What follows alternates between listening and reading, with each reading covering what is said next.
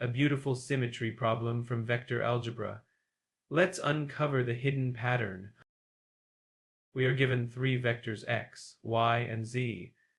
Using two distinct positive reals alpha and beta, we construct three new vectors capital X, capital Y, and capital Z.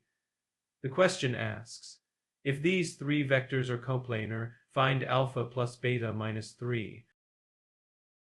When three vectors lie in a plane, their scalar triple product equals 0.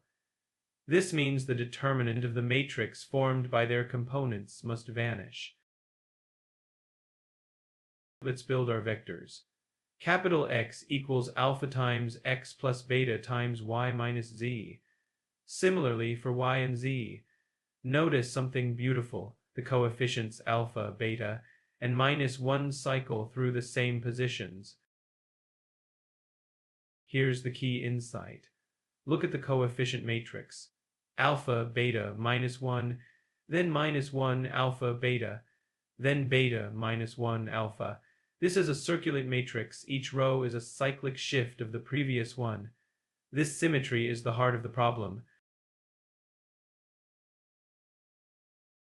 For coplanarity, we need the determinant of the combined matrix to be 0. This splits into the product of two determinants, the coefficient matrix and the original vectors matrix.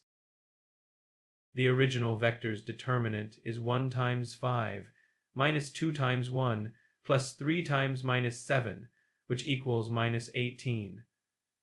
Since this is non-zero, the coefficient matrix determinant must be 0, expanding the circulant determinant.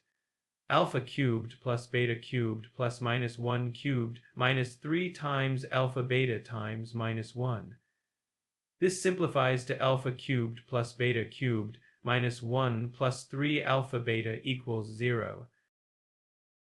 This is the famous sum of cubes identity.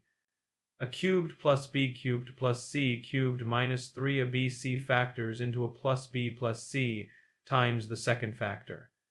Here it is alpha, b is beta, and c is minus 1, so our equation factors into alpha plus beta minus 1 times a second expression equals 0.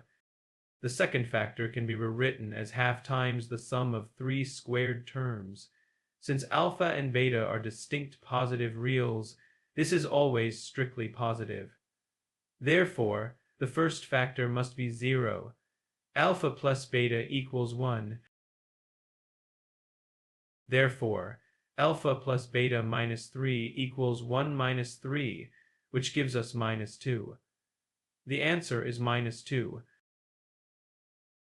This problem looked computational at first glance, but the real key was recognizing the circulant symmetry and using the sum of cubes identity.